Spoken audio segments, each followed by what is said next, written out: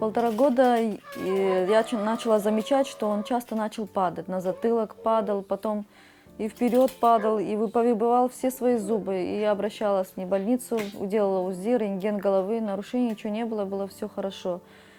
И потом резко начала замечать, что он все еле-еле ножку как за собой тянет, и все хуже и хуже. Начала прогрессироваться, мышцы начали слабеть. А потом в 1,7 начала замечать, что он вообще перестал ноги сгибать, коленки, вот поднимая, как раньше поднимался по ступенькам. Так вообще не поднимал даже ногу.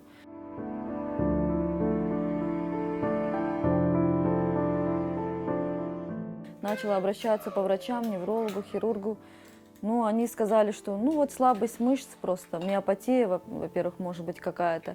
Надо пролечиться, пройти курс там массажа, процедуры назначили. Походили, но улучшений никаких не было, даже после процедур. Мы уже легли потом в Симферополе в городскую больницу на Титова. Там прошли полную консультацию, реабилитацию, всех врачей прошли.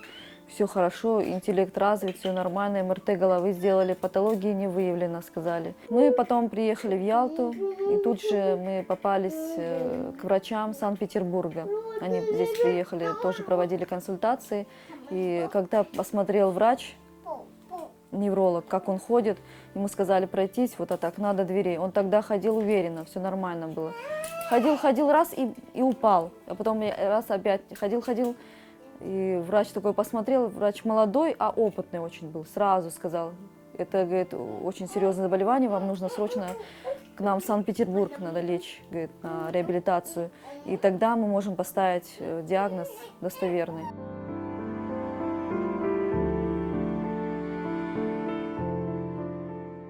Я вам скажу, как прямо, что есть у ребенка очень серьезное заболевание.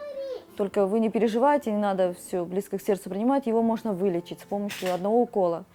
Да, укол очень дорогой, $2,5 миллиона стоит, но возможно это, говорит, приостановить и, конечно же, вернуть все эти потерянные навыки, которые были до этого у ребенка.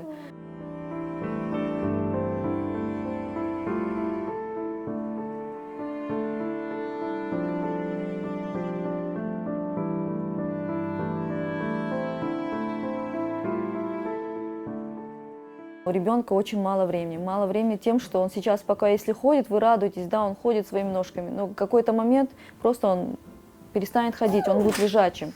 Это заболевание очень прогрессирует, говорит. Все начинается с ног. У него начинают слабеть ножки, потом ручки, потом дыхательные, все, он начинает уже меньше, кислорода не будет хватать ребенку, вы подключите Нивел.